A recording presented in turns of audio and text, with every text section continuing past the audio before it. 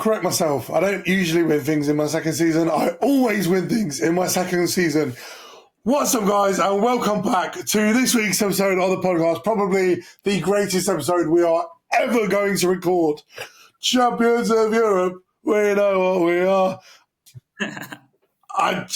Before we get into talking about the game, obviously Harry's here, and he's got a fucking smile on his face, as he fucking should have. We made a change to the backdrop today. I replaced Sonny's goal, second goal photo from the 4-0 win against Everton at the start of the season with Sonny, an actual, real photo of Sonny lifting the Europa League. Not AI generated, actual, look, I can touch it. It's real. It's real. It's insane. Mate, what the fuck? Yeah. I've still got no voice. Before we talk about the game like in proper depth, one thing I want to say is I want to throw back to a conversation you and I had back in October, I think it was, where you turned around and said that it's all well and good how many goals he's scoring, but Brennan Johnson doesn't score against big teams and he doesn't score in big games. That might well be the biggest goal of his entire career. Actually, the ball on a fluke, sure. Listen, we know that, but that's not the point. He was there, he made it happen, it went down as his goal. And, mate, do you know what? I think back to the Coventry game. Was it Coventry? It was Coventry, wasn't it, when we played in the League Cup? I know people spoke about how he deactivated his account. Yeah, and then to come back and to score the amount of goals he scored, and so he's not a pretty football player by any means. He's not going to weave through 4 or 5 players, but he's always there. He's always there. And back post Brennan. Mate, it wasn't a back post, it was a near post. He changed it up a little bit. Mate. For me, the goal was more to do with Sarr's ball in the box because I thought it was really good. Like, I didn't expect it from Sarr because Sarr he's not like that creative, and the position he was playing in last night was not like orthodox for him. Like, I never seen him really play that. Yeah. And the ball he put in was like really good. I mean, he put in a few others. I thought Porro was probably more like dangerous on this side, obviously with the crossing, but Sarr's cross for the goal was really good. Like, even if they didn't get Johnson, I think it still would have met someone else anyway. Yeah, I think it still would have met someone. Yeah, I think the funny thing is I said about Sarr for the energy and the athleticism. When we ran their midfield ragged, we just ran through their midfield. We had so much energy, and the players wanted. And this is the biggest thing that we said about Tottenham. For so many years, we've done really well to get to finals. Then when we've got there, the players just haven't looked like they wanted it. From the minute the whistle blew, every single one of those Tottenham players looked like they wanted it. Every single one of those Tottenham players looked like they wanted to make history. Every single one of those Tottenham players looked like they were not leaving that field without a medal around their neck. And you can't... For me, I think Richarlison was man of the match, personally. I saw you tweet that, actually. He was phenomenal. Listen, I said to Jack this morning that if he does leave in the summer, he can leave with his head held high, because even though he's had to spend a lot of time injured, and even though he's, not had the most consistent form at Tottenham, his work rate is second to none. Whenever he's played, he's run and he runs and he runs and he runs. And I thought it was a really mature performance from him. When he got the yellow card, I was a little bit worried, but he knuckled down. He kept himself on till Sonny came on. And I thought he was fantastic. I can't, honestly, can we just talk about Van der Ven's clearance? Yeah. Unbelievable. I said to I asked. When the came out, I was like, oh my God.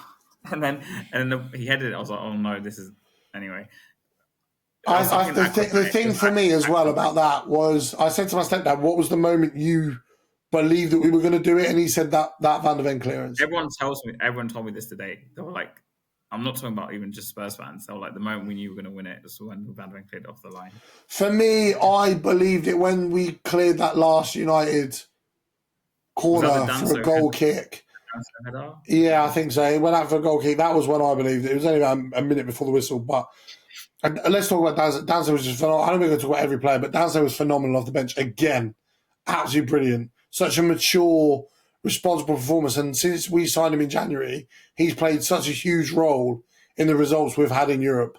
Especially huge role. He gets just chucked in with like no time. Yeah, to go in. Mate. But I think Danzo gets a hard and this is even for me because I wasn't that keen on Danzo. I was like he'll be all right, but like I go back to, he'll probably be like a than Davies level player. But the thing with Davies and him is they both come in and do a job. And to be fair to him, like he's come in and done a job every time he's played pretty much. And you can't fault him. Like he gives us 7 out of 10 every game. Is that the right word? 7, 8 out of 10 every game. 7, 8 out of 10 every game. Yeah, it's just. But like Romero, I thought was really funny with Maguire. I thought it was hilarious. Oh, mate, do you know what? A word on Romero as well, by the way. I don't think he will leave now, but if he does, he's earned it. He really, honestly, the last 6 months, he's put in true leadership performances. What we believe when we were having the conversation at the end of last season about how much he'd improved and how much he'd matured and how much he'd become a calmer, more leader-like player in that first season under Ange, he's really shown the levels of that at times this season. And like you say, I don't think he'll leave now. The only player I have a slight worry about leaving is Udogie, and even then, I don't think he'll go. I think any sales we make would be more likely, just because he can leave and say I won something at Spurs and then go. But Udogie's too young. I don't think he'll go now. I don't think I have my doubts about that, especially now. Because I think it's different. Because Romero's been at Spurs for what? Is it 5 years now? Yeah, something like that, yeah. Yeah, so Udogie's only really been the first teamer for what? 2 years? I suppose. It's just the City links that worry me. But generally, I'm just... Like, for me, obviously, I know you watched it with your dad, about it. It's like I'm watching it with my stepdad, the reason that I'm a Tottenham fan and hugging him at full time, and I took a minute or two after I'd hugged him and I just stood there and I just looked completely spaced out. People were jumping around me, throwing beer, people grabbing my shoulders, whatever, and I just looked aimlessly and I couldn't help but think about Ramon and being absolutely devastated that he's not here to experience this because no one deserved it more. And there's a part of me that believes that he played a part in the result. And everyone knows I'm not a religious person. I'm not a particularly spiritual person, but I'd like to believe that he played that little part in it, you know. But yeah, it was so emotional. It was so incredible, and obviously, so for those guys, I got out of the bricklayers and I phoned Harry, and you know, I was happy to have heard him. I know, obviously, you got to watch it with your dad. How special was that for you being able to watch it with, you know, like same as me, the reason you're a Tottenham fan?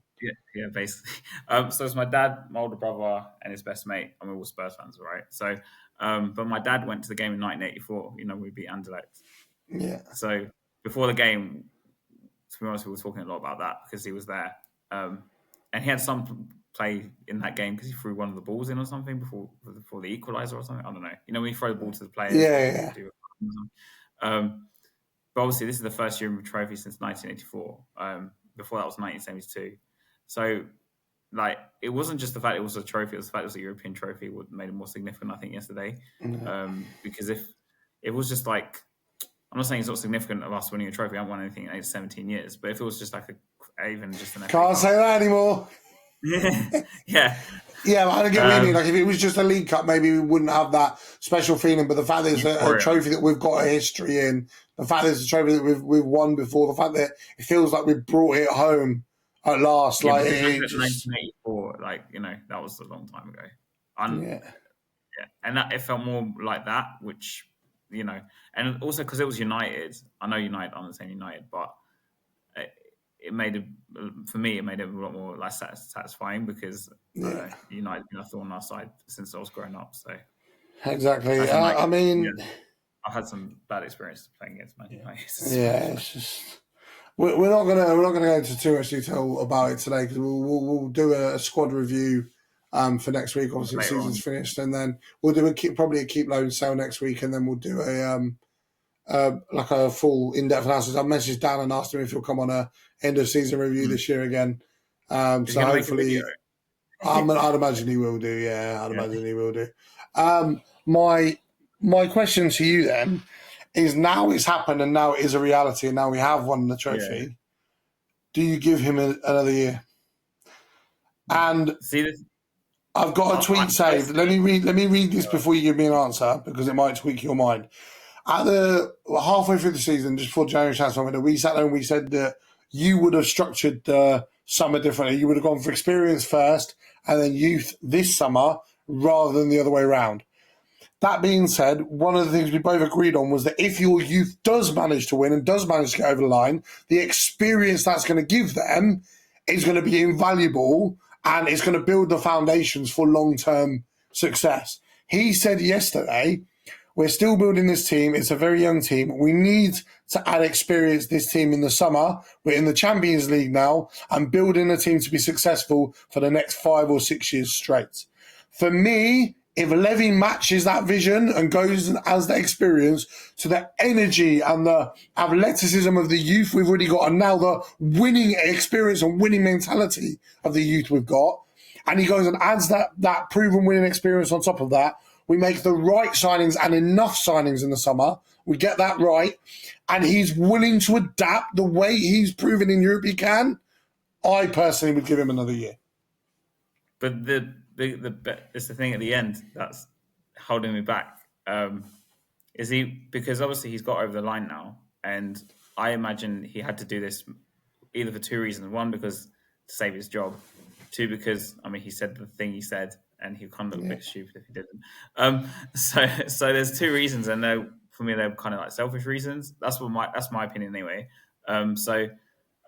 He can say all those things, and it's not like I don't believe him, because he's going to have to say stuff like that after the press conference. He can't come out and say, well, you know what, guys? We don't need anyone next year. We've got a winning team now. I'm going to leave now. But there's 2 ways you can look at it, because let's be honest, obviously, 17th in the league and 21 Premier League defeats is pretty damning. Like, if we look at it, take our emotions out of it, like, it's still really shit. So the problem we have next summer is that now we're in the Champions League, there's a possibility we can entice like a bigger manager as well. I think that's a possibility. Who it will be, I don't know. Paratici coming in changes the game, because do you think Paratici will work with Ange? I don't know. I have my doubts, because I don't think he's a key kind of manager he works with. I know they're doing the restructuring of the staff of Paratici, that Arsenal guys come in. I imagine they might bring someone else in, like, I don't know. Yeah. So where Paratici will work with Ange, I have my doubts personally. I just can't see them meshing. But then the problem is with Ange is that if, say, we leave him another year, I will still see it as though they're going to see it to bring in Poch the following season, because Poch is, I think, his contract ends then or something, or he knows with the USA, right? The World Cup's not this summer. It ends after the World Cup. It ends right. So him another year. Maybe he bought himself another year. I don't know. Like, I'm not in the dressing room, so. If it was me personally, what we can say now, and hearing him talk about the fact that in January, after the transfer window, he had a chat with Levy and made it clear that he was going to prioritise the Europa League, because there was no way he was going to win the league, and if you can't win the league, then as long as you don't get relegated, who gives a shit? Winning is what is important. And he has always stressed, to be fair to him, from the minute he came into this football club, he's always stressed that getting a trophy was more important over European football, over league position, over whatever. He's always stressed that. And to be fair to him, I think these players are going to want it next season. I was in a PlayStation party with my mate before, and he said to me, winning that now, do you believe that other trophies aren't as far away as you believed before? And I'm not going to lie to you, I wouldn't be surprised if we won the FA Cup next year, because these players are going to want it. They know how to get over the line. They know how to dig in deep and fight it out to the very end. How many times have we seen Tottenham in high pressure situations choke a last minute easy goalkeeper save, or clear the ball out and give the ball away right on the edge of the box, or give the ball away in the 6-yard box when they should have hoofed it? I saw a really determined performance yesterday, and for me it was a performance of champions and a performance of winners. And for me, I now believe that we can go and win something else next season. And I think he's earned the right. I understand the league position is different, and I think if we get 6 games into next season and the league's looking the same as it has this year, I think the club will pull the trigger anyway. So for me personally, what I'm trying to say is, so obviously I was throwback, I guess, 2008, when obviously Ramos won the Carabao Cup, Carling Cup. And I thought at the time, we're going to push on. We're going to... It's a stupid fly. Oh, we're going to push on. Yeah. We're going to make Champions League, which we did obviously later on. But that was with a different manager. That was with Redknapp. Because at the time, the club hadn't actually made Champions League ever. But Ramos was brought in to, do well in Europe, get into Europe, which obviously we did. Because obviously we won the Carling Cup at the time. But we had a summer with Ramos, which was really poor, I remember. Like, really poor. We lost Berbatov, I think, later in the summer. Keane left. So even though we won the trophy, obviously, it didn't make that much of a difference. And Ramos was given like a bad... Obviously, 2 points in 8 games, right? And the league form was kind of like declining even before, like the season before. Obviously, because he was trying to prioritize Europe, because we were like in the Europe... Well, it wasn't the Europa League at the time, but it was Europa Cup. I think we made the quarterfinals as well after we won the Carling Cup. So we're a proper cup team, I guess, in that season. So it's quite similar to this one. But the difference with this one, I think, is another thing. You look at Postecoglou's record and at Celtic in the Champions League is not that great.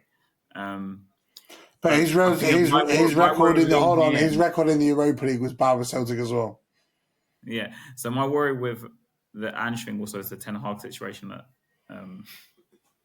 Man United. And the difference is with that, though, United were always going to have, it was made clear from like March time that United were going to have an internal review at the end of the season and make a decision. Then they looked at all the assignments and decided to keep him. With Tottenham, there's not been signs of that. It's not been, they're going to sit there and assess hands and shit. It's always been, get to the end of the season, see what happens, And I think I think we owe it to him to give him at least the first 6-7 games of next season. We're doing that is, say we go out and sign, I don't know, because obviously if he's going to insist on playing the system, the inverted wingers, the no number 6, or defensive midfielder, we might point to Archie Grays or whatever. He doesn't seem keen on playing him. Bergvall only broke through because of injuries. Really, I know he's maybe earned himself a first team player. I don't know now. Obviously, we won't know until next season if he's a first team player or not. But as in like straight first name on the team sheet, that sort of thing, But like, if we go out and say sign 3 or 4 players which are specialised to a system, for example, right, and then we go out and sack him, the next manager comes in. Oh, we have signed a fullback which can only invert. I'm just talking theoretically speaking, right? So now you have a problem. So say you bring in someone, I don't know, mid-season like Frank or something, or Marco Silva, or he's gonna be like, no, I don't want to invert the wingers. I don't want to invert the fullbacks. That's and it's gonna. The problem is leaving those 10 games it might cause but like if they do, it's a massive gamble. I still think personally, like it is, but I think it's a gamble if you get rid of him, and I think it's a gamble if you keep him. And I think he's in the summer, the only way it will work if you do that in the summer. I've reiterated this, I think, before in another podcast we did, is if you sign players which will kind of fit every system. So for example, you sign a left back that can also play. I think we will. I think we'll go and sign players that you can see University will kind of cover other players just in case.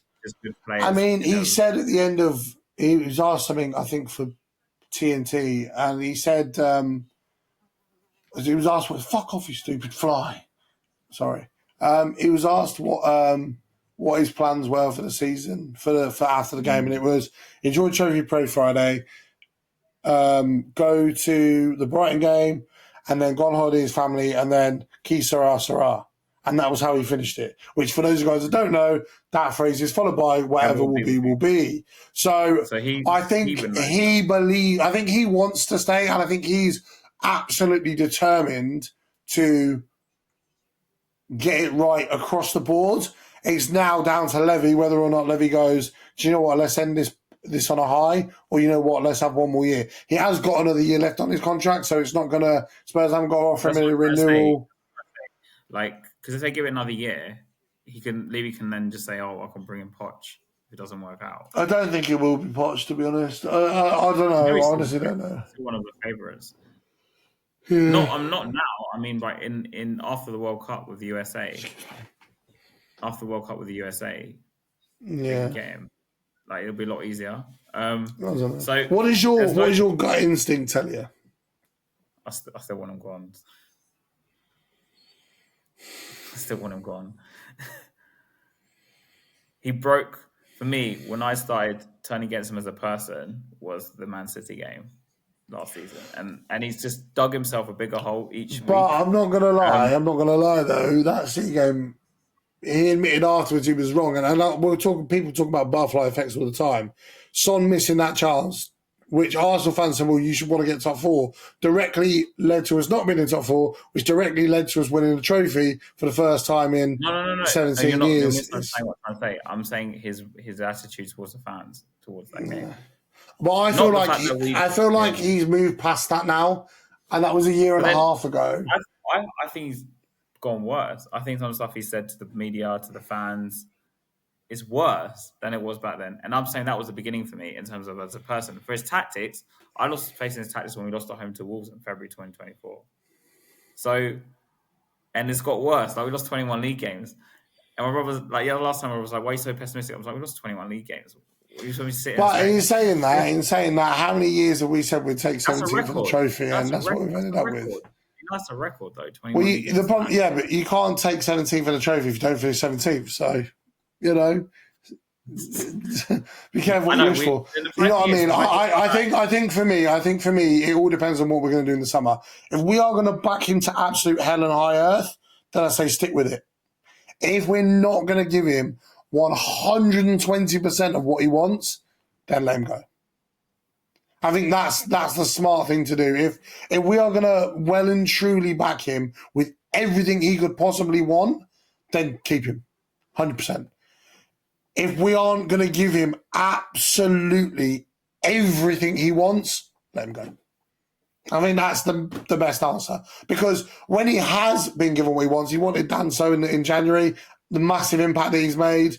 We can sit there and talk about Brennan Johnson's abilities. He wanted Brennan Johnson. We all sat there and said that actually, maybe it's not worth the money, but he's given us a goal that's priceless. So regardless, I think even though we as fans might not necessarily agree with his approach, he knows what he needs for what he wants. And Fabio Paratici happens to have a way of getting absolute gems that fit managers, even if they shocked you a little bit. Like Bentancur, for me, just phenomenal player for what we paid for him. And I think there's a real opportunity for someone like Paratici to go and get a young winger or a young winger and an experienced winger who fit the criteria we want, who people haven't really heard of before, who comes in and shines. I think there's a real opportunity. For me, in the summer, if he does stay, we need a left back. We need a midfielder of sorts. I personally, given their financial situation, I would go by Kobbie Mainoo. I think he's brilliant. I think he's got a lot of potential, and I think he's a Tottenham fan as well. He's a boyhood Tottenham fan. He's a Tottenham fan. He is, yeah. There's photos of him wearing the old Holston kit, the yellow with the blue on the shoulders, from when he was a kid. And I think he's a great player. He's homegrown. If we are going to sell Basuma, I think no, but I'm not about to replace Basuma if Basuma does go. But then again, this is another thing. Is Ange going to be ruthless in the summer? Basuma hasn't been great for a long time. Like the last 16, 17 months.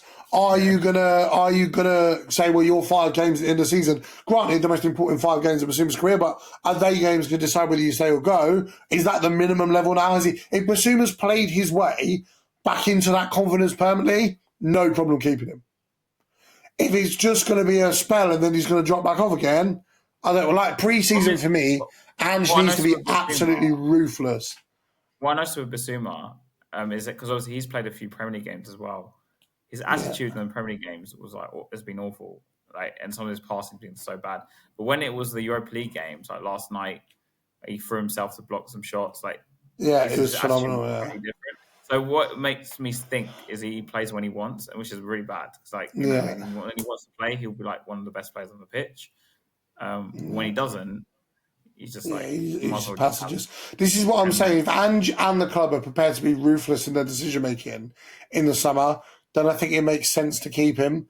Because for me personally, like I say, we need a left back. For me personally, I would go. I was talking to a mate earlier about he's a Liverpool fan, about who he wants to keep and sell. And because Robertson's becoming their backup and they're bringing in Kirkes, they're selling Shimikas, and he reckons about 12, 15 million. For me, 29 years old, perfect, well-rounded player, good energy, good physicality, winning experience, perfect squad player for what we need, £15 million, spot on.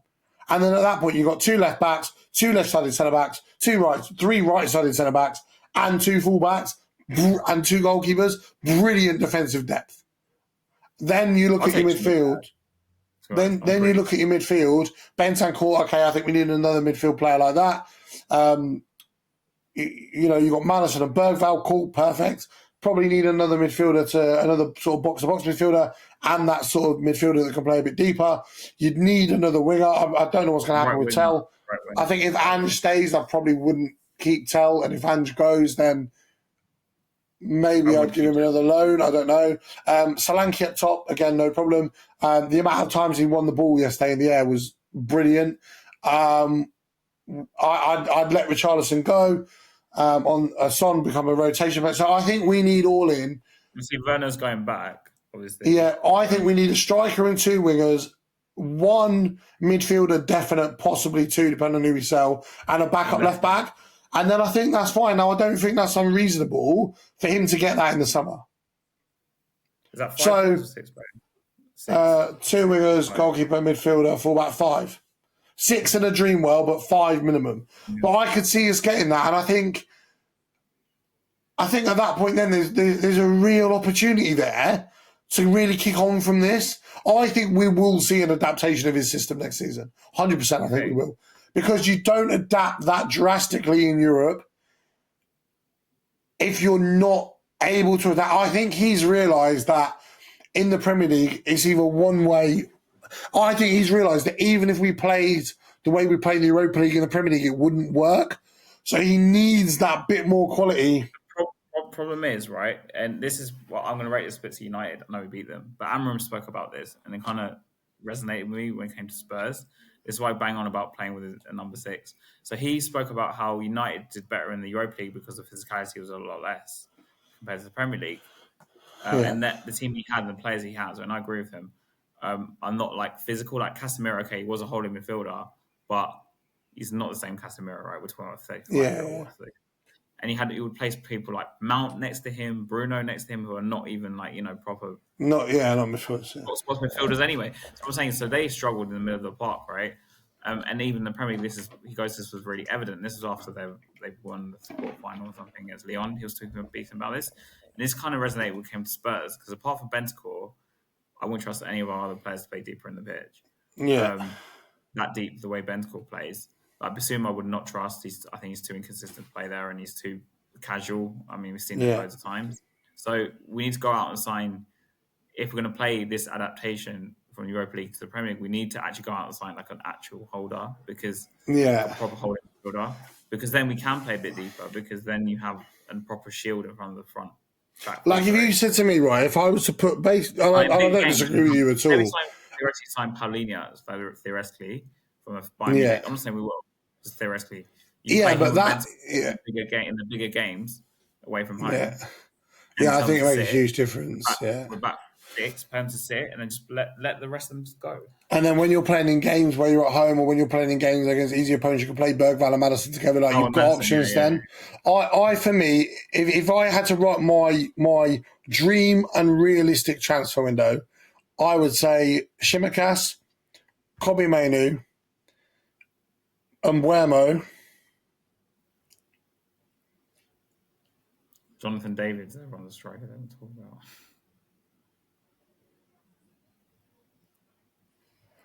And then a striker, left winger, and a holding midfielder. I don't know who specifically, but I can see us going and spending a decent chunk this summer. I think now Ange will walk into his office and go, "Listen, this is what I want. I've delivered. I've delivered more than any manager has for 40 plus years, whatever it's been. You either give me what I want, all of it, or I'm happy to go on the high."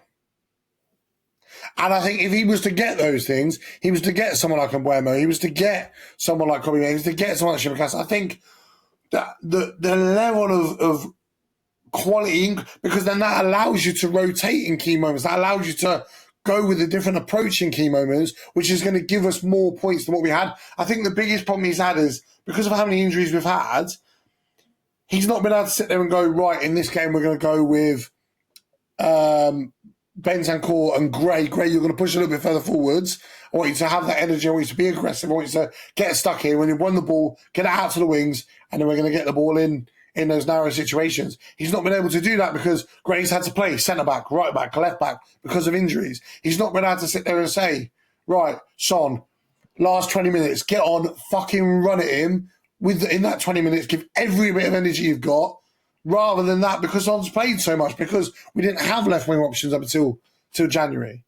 You know, he's not been able to sit there and go. Now we have too many. Yeah, he's not been able to sit there and go, right, Dom, I'm going to rest you, because Richarlison's been injured. He's not been able to go, right, Richarlison, I'm going to stick you on the far side. Guys, I want you to get the ball into him. Richarlison, I want you to be the one crossing. Johnson, back stick. Solanke, get in the middle. Another runner. Do you know what I mean? He's not been able to do that because of players' fitnesses. And I think we will be intense, but not as high of a line as well next season. I just think this squad is, I hate to say it because we've just won a trophy, but it feels like if we'd lost the Europa League final, I'd be sitting there saying, this squad is so close to being what it needs to be. We've got to have a big window to get it over the line to win a trophy. We've almost won a trophy a step before I expected us to. So go and have that window. You've got more of a reason to go and have that window. You know, and if we have that window and we get it right, then keep him. How if many we're times not, have we said get the summer right? Yeah. But how many times have we said that after winning a trophy? To be found, I did say that under Ramos. I'm saying that. Yeah, but I didn't know you at that point. That doesn't count.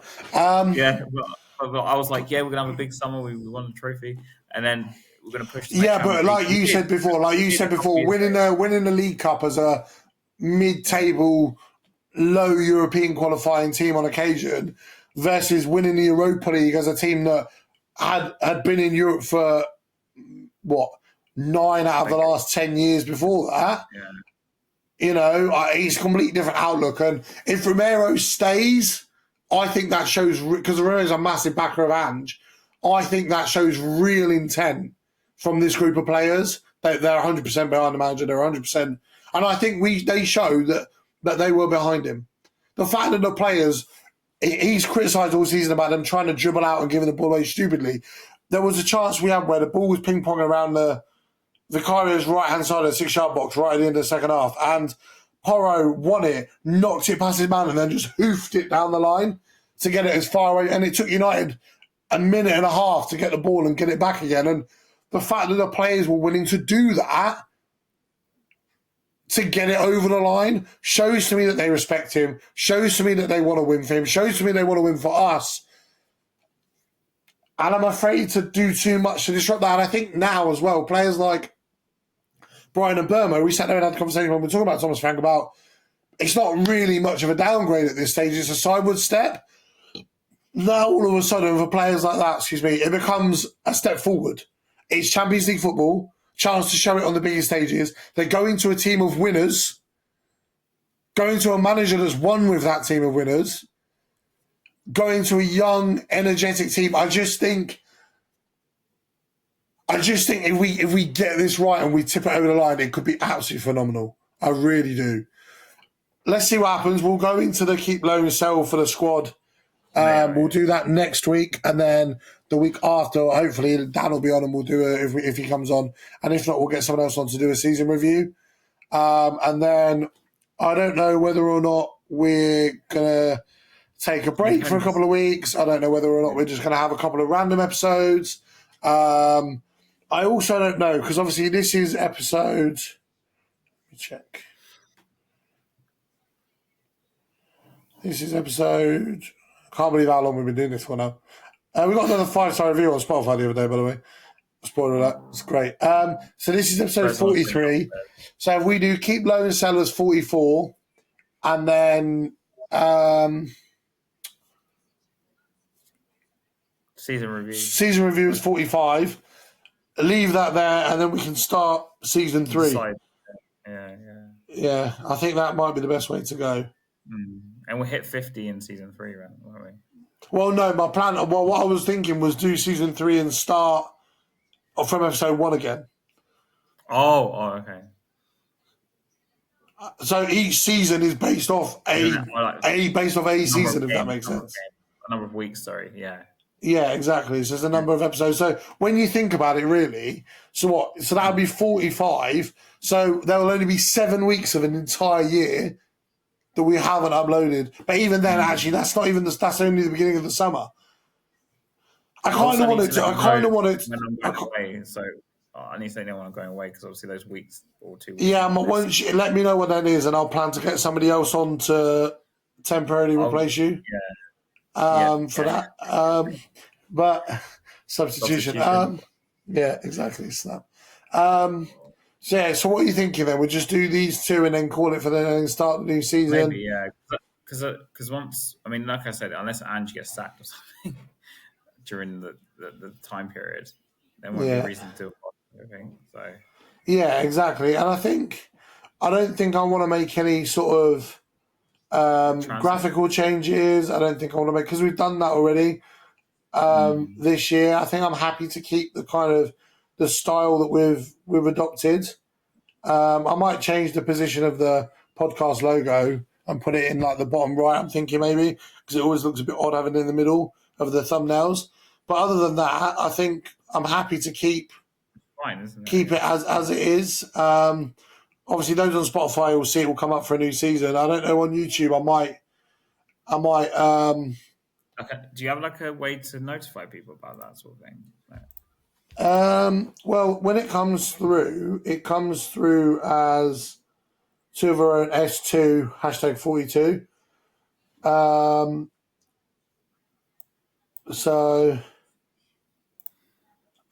just call it because the seasons is how many seasons we've done it for. If that makes sense. So I think that makes sense. Like how many football seasons we've been doing it for. So we do 2 more and then we'll see whether we want to do 1 or 2 more or whether we'll call it the end of the season there. But yeah, honestly, it's been phenomenal. Like the growth we've had on the podcast has been amazing. All the guests we've had on this year have been amazing.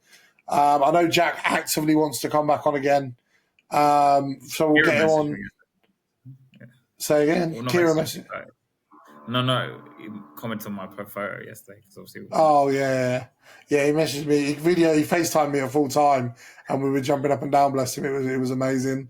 But yeah, I think the plan of action might be... I think we need to say something just before we finish. Bear in mind, my dad watched the last European final in 1984, which was 40, 50 years ago. Yeah. We used to take stock that we might not experience this ever again. I hate to say in the bad way, but at least, lads, at least it's taken him 38 minutes. At least it's taken him 38 minutes to say something negative. We might not experience winning a European trophy ever again. Because obviously, I will die a happy man. Domestic silverware is a lot easier to win, right? So we might not win a European trophy ever again. I'm not saying ever again as a club, but in our lifetimes. In our lifetime, yeah. All I'm saying, I'm getting an early prediction in for next season. Next season, Tottenham will go further in the Champions League than Arsenal will.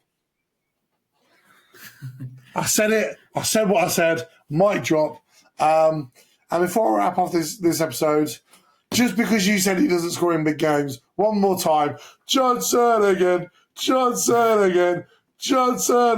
ole. Thank you guys so much for sticking with us this season. It's been absolutely amazing. Obviously, like I say, next week we'll go through the squad. The week after we'll do a season review and then we'll wrap it up there for season 2. Honestly, it's been amazing. I've loved doing this every week. It's been the highlight of my week every week, sitting here and recording with you. Oh, yeah, we always have arguments and have a laugh. Yeah, mate. Well, I think back to that episode with Jack on it. What episode was it? Let's Well, the Everton one. You want the Everton one? No, not that. That's not the one I'm thinking, but that is a good example, actually. When he was sitting there. So I'm sitting back. I'm thinking back to. I mean, you look at Spurs crash out to the Cups and the way we were on that one. The Christmas one, that was so much fun. The Sexes in Football one that we did with Charlotte, that was amazing. It's crazy to think that was 5 months ago. I thought it was longer than that. So you're just a massive hater. You want him to fail. 1st of November, black and white thumbnail. And it was literally me and Harry arguing the hell. Just amazing. The Guess Who's we've done. Ironically, episode 10 of this season was called Who the Fuck Are Man United? And we beat Man United in the European final. That's why we won 3-0, just... I think we're the first team since 1985, 94. To beat United every time, isn't it? Yeah. Spurs vs Everton preview episode 5 way back in August. It's crazy. That was when obviously we had the old logo. It's crazy the growth we've had this year. And it all started 10 months ago with Spurs trying to play. Our first episode of last season was the 19th of July. So let's say we do 2 more weeks. So next week and the week after. It's only 4 weeks out then of when we would have started it anyway, when we finished the previous one. So we'll start the new season a couple of episodes early. We'll get Jack on. Yeah, exactly. I think we'll definitely have to get Jack on for the first episode of the new season and talk about the transfer window and stuff like that. Yeah. 11 months ago was the end of season review. Last year was 6th of June was the end of season review, and it'll be about the same again this year. So big to all the Arsenal fans at my work today because you're not working at Angel, right? Yeah, good. I go. Have you ever seen the European Cup? Have you won? They have. It's in our trophy cabinet. Obviously season. Mate, some of them were fuming. It was so funny. Some of them were so angry. Some of them were right about it. They're just like whatever. But some of them were just, you could tell they were so angry. There's one guy who goes to every game. And I was like, "You're right, mate. Did you watch the game?" Yeah. It's winding up so much. The first season we did was, I'm looking back at it now, I never actually, because obviously it was just on YouTube. The first season was just kind of like a pilot season, because it was only 1, 2, 3, 4, 5, 6, 7 episodes. And then obviously we went into the new season, the full proper season. And then obviously this will be season 3 now that we go into. And listen, I don't know about you, but I'm loving it every week, sitting here, having a laugh, having a joke, talking about Spurs, everything from the arguments to the comment, the Brennan Johnson slander, only for him to be the one scoring the final, the Ange out comments and the point where I finally stopped believing, only for us to have that belief thrown in our face right at the last minute. It's been a phenomenal season. The whole thing with last night is the whole the future for the club depended on this one game because of the way season went. So if we didn't win that game, I think we'd be in massive trouble. Winning the game has transformed literally from 0 to 100. It's crazy, isn't it? It's crazy because it's a European trophy. That's the difference, and take us into the Champions League, which is why Levy's probably going to be really happy because he gets Champions League right now. But it was literally hinging on that one game, literally. And thankfully we won it. I was really ecstatic and happy. You spoke to me after the game, but I was relieved as well because I was like, we lost that game. I'm like, we're big. Yeah. Right, thank you guys so much for watching. We'll catch you next week. We'll go over the squad on Monday. I say next week, but it's literally going to be Monday. Are you working a bank holiday Monday? No. Okay, cool. Well, I finish early, so we can get on and do that early. Yeah, the only thing I'm doing is I've got a family lunch at 1:30, but that's about it. Oh, to be fair, actually, I start later in the day, so I'm just thinking maybe it might be worth doing that in the morning. Then if I get up a bit earlier, doing that in the morning before I go to work. I can't remember what time I'm in. Let me have a look. I'm at work on Monday at. Oh, I haven't put the date details in the calendar yet. Let me check.